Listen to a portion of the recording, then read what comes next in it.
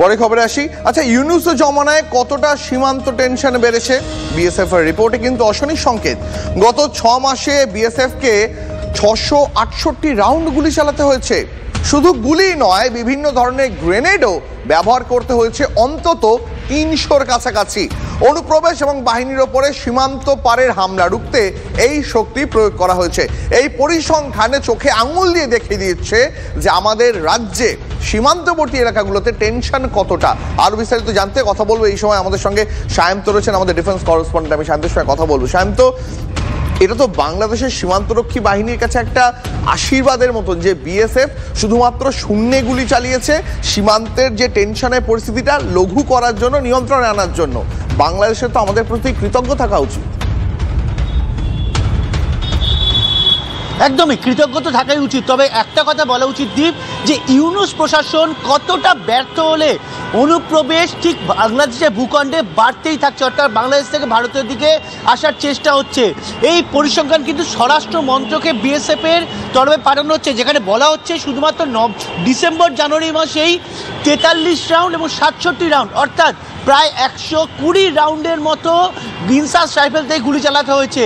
একই সঙ্গে smoke bomb, grenade charge করতে হয়েছে অনুপ্রবেশ রুখতে। অর্থাৎ অনুপ্রবেশের ঘটনা কিন্তু গত আগস্ট মাস, অর্থাৎ শেখ হাসিনা সরকারের পরিবর্তনের পর থেকেই একের পর এক অনুপ্রবেশের ঘটনা বাড়ছে। তার তথ্য কিন্তু এই স্বরাষ্ট্র মন্ত্রকের রিপোর্টেই দেখা যাচ্ছে, যেখানে মূলত বলা হচ্ছে প্রায় 668 রাউন্ড গুলি চালাতে হয়েছে। ইনসাস রাইফেল থেকে হোক, পিস্তল থেকে হোক, যেভাবেই হোক গুলি চালিয়ে অনুপ্রবেশকে রোখার চেষ্টা করা হয়েছে। এটাই মূলত কিন্তু চিন্তার জায়গা, যে যেভাবে অনুপ্রবেশের ঘটনা ঘটছে এবং যেভাবে বিএসএফকে তা প্রতিহত করতে হচ্ছে, এই পরিস্থিতি আগামী দিনে কতটা বড় জায়গায়। বিএসএফ কে তো শুধু অনুপ্রবেশ রোখার জন্যই গুলি চালাতে হচ্ছে না, অনেক সময় আমাদের দেশের যে সীমান্ত সেটা নির্ধারণ করার জন্য কাঁটাতার দেওয়ার চেষ্টা হচ্ছে, তখনও বিজিবি এসে প্ররোচনা দিচ্ছে। ওপার থেকে অস্ত্র নিয়ে দুষ্কৃতীরা সীমান্তে দাঁড়িয়ে থাকছে, তখনও তো বিএসএফ কে পরিস্থিতি সামলাতে হচ্ছে।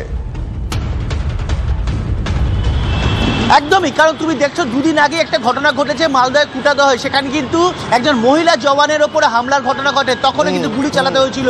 তখন এই ফেন্সিং কাটার চেষ্টা হয়। অনুপ্রবেশ যেন তেন প্রকারে করতে চায় অনুপ্রবেশকারীরা বা যারা পাচারকারী তারা, এবং তারা কিন্তু রাতের অন্ধকারকে বেছে নিচ্ছে। যে 668 রাউন্ড গুলি চালাতে হচ্ছে তার মধ্যে 98% হচ্ছে রাতের অন্ধকার, এবং বেশিরভাগই হচ্ছে ঠিক দেখো পুজোর সময় এবং পুজোর পর যখন শীতকালটা পড়ছে, অর্থাৎ কুয়াশা, এবং পুজোর সময় যখন মানুষের মধ্যে পুজোর মরশুম থাকে সেই সময়। অর্থাৎ সব মিলিয়ে দেখা যাচ্ছে সীমান্তে অনুপ্রবেশের ঘটনা ঘটছে, এবং সেটা রোকার জন্য বারবার করে বিএসএফকে গুলি চালাতে হচ্ছে। বিএসএফ যেটা জানাচ্ছে, তাদেরকে গুলি চালাতে হয় আত্মরক্ষার সাথে, শুধু নয় ভারতীয় ভূখণ্ডকে বাঁচাতে। আর সেই কারণে আগামী দিন এই ধরনের গুলি চালানোর ঘটনা কিন্তু আরও বাড়বে।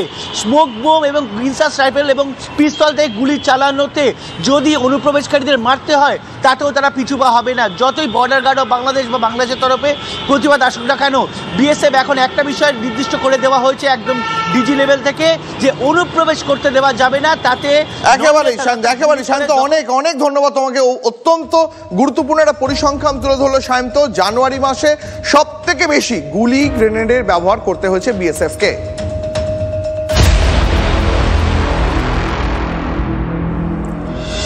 পরে খবরে আসি মুর্শিদাবাদ থেকে দক্ষিণ 24 পরগনা। রাজ্যের বিভিন্ন প্রান্ত থেকে প্রায় প্রতিদিনই উদ্ধার হচ্ছে বিপুল অস্ত্র, গ্রেফতার একের পর এক দুষ্কৃতী। কিন্তু প্রশ্ন হলো যে এত অস্ত্র আসছে কোথা থেকে, আর কত অস্ত্র মজুদ রয়েছে আমাদের বাংলায়?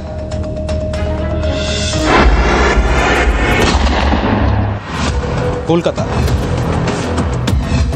দক্ষিণ 24 পরগনার মগরাহাট, মুর্শিদাবাদের সাগরপাড়া, ফরাক্কা,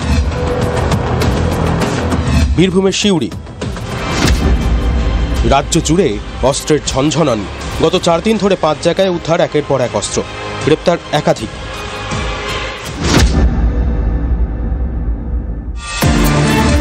বুধবার রাতে মুর্শিদাবাদের সাগরপাড়ায় অভিযান চালায় পুলিশ। কুমারগ্রাম থেকে নিউটন মণ্ডল নামে এক ব্যক্তিকে গ্রেপ্তার করা হয়। উদ্ধার করা হয়েছে দেশি সেমি অটোমেটিক পিস্তল ও 2টি গুলি। দক্ষিণ 24 পরগনার মগরাহাট থেকে উদ্ধার হয়েছে বিপুল অস্ত্র। গোপন সূত্রে খবর পেয়ে মগরাহাটের কালাপাহাড় চক গ্রামে হানা দেয় ডায়মন্ড হারবার থানার পুলিশ। একটি বাড়িতে তল্লাশি চালিয়ে 5টি ওয়ান শাটার, দেশি বন্দুক, একটি পাইপ গান ও 41 রাউন্ড কার্তুজ উদ্ধার করা হয়েছে। গ্রেপ্তার করা হয় বাড়ির মালিককে। ধৃতের নাম আব্দুল্লাহ লস্কর। আব্দুল্লাহ লস্কর যে এর আগেও আর্মস কেসে অ্যারেস্টেড হয়েছিল এবং আলিপুর জেলেতে প্রায় 6 বছর জেলবন্দি ছিল, তাকে আমরা অ্যারেস্ট করতে সক্ষম হয়েছি। যা যা অ্যাসপেক্ট হওয়া সম্ভব, এখানে আর্মসের যা সোর্স, এই র্যাকেটে কার কি ইনভলভমেন্ট আছে, রুটটা কি আছে, সব এভরিথিং উইল বি ডিউলি এক্সপ্লোরড। আর আমরা একদম শেষ পর্যন্ত এটা যাব। এত অস্ত্র আসছে কোথা থেকে? একটা অনিয়ন্ত্রিত সমাজ তৈরি করে দিয়েছে তৃণমূল কংগ্রেস। সমাজ বিরোধীরা মনে করছে এটা তাদের সরকার, দুষ্কৃতীরা মিলে একটা দল বানিয়ে ফেলেছে, তো সে দলের আর কি হবে? বাংলায় মুড়িমুড়কির মতো গুলি চালানোর ঘটনা ঘটছে। বকটুই কাণ্ডের পর রাজ্য থেকে সমস্ত বেআইনি অস্ত্র উদ্ধারের নির্দেশ দিয়েছিলেন মুখ্যমন্ত্রী। সমস্ত জায়গায় সারা বাংলায় তল্লাশি চালাও, যেখানে বোমা আছে, যেখানে যন্ত্রপাতি আছে, সব উদ্ধার করতে হবে। এবং পুলিশ যে অ্যাক্টিভলি কাজ করবে তাকে সালাম জানাবে, আর যে অ্যাক্টিভলি কাজ করবে না, এনজয় করে বেড়াবে, তাকে পুলিশে চাকরি করার প্রয়োজন নেই। তারপর প্রায় 3 বছর হতে চলেছে, এখনও একাধিক জায়গা থেকে উদ্ধার হচ্ছে অস্ত্র। তাহলে কি পুলিশ প্রশাসনের অপদার্থতা? শুভেন্দু হালদার ও কৌশিক ঘোষের রিপোর্ট, TV9 বাংলা।